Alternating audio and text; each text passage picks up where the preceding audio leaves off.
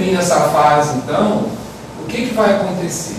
Quando termina essa fase, então o sangue vai sair do ventrículo esquerdo para a aorta e o sangue vai sair do ventrículo direito para a artéria pulmonar. Então começa uma fase chamada de ejeção rápida. Ejeção rápida porque no início da ejeção a pressão do ventrículo está muito grande e a pressão da aorta está bem menor. Então existe uma diferença de pressão. Então o sangue sai a favor do gradiente de maneira muito rápida. Mas logo depois, a pressão do ventrículo e a pressão da aorta estão muito parecidas. De tal modo até que a pressão da aorta fica ligeiramente maior do que a pressão do ventrículo esquerdo. Era para o sangue parar de sair, que a pressão da aorta ficou um pouquinho maior do que a pressão do ventrículo esquerdo. Até hoje, a física não explicou isso direito, mas a verdade é que o sangue continua a sair.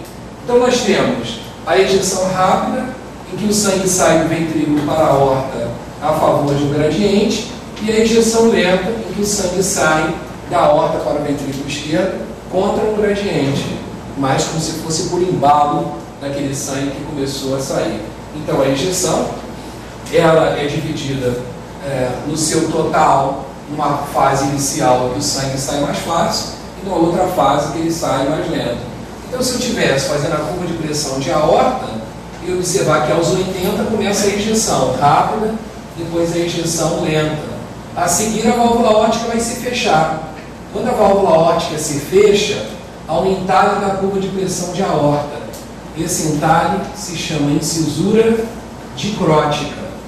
Então a incisura dicrótica, ela marca na curva de pressão um entalhe que corresponde ao fechamento da válvula aórtica do lado esquerdo ou da válvula pulmonar do lado direito.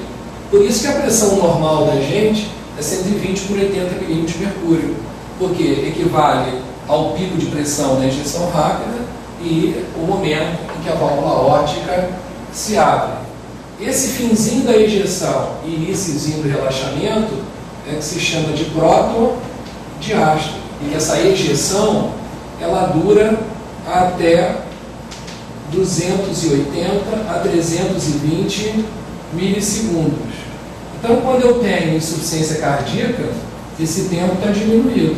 Quando eu tenho, por exemplo, uma estenose aórtica, vocês lembram, esse tempo se encontra aumentado. Então, é o tempo de ejeção, quer dizer, da abertura da válvula aórtica até o fechamento da válvula aórtica, um tempo que vai daqui até aqui, que dura de 280 a 320 milissegundos.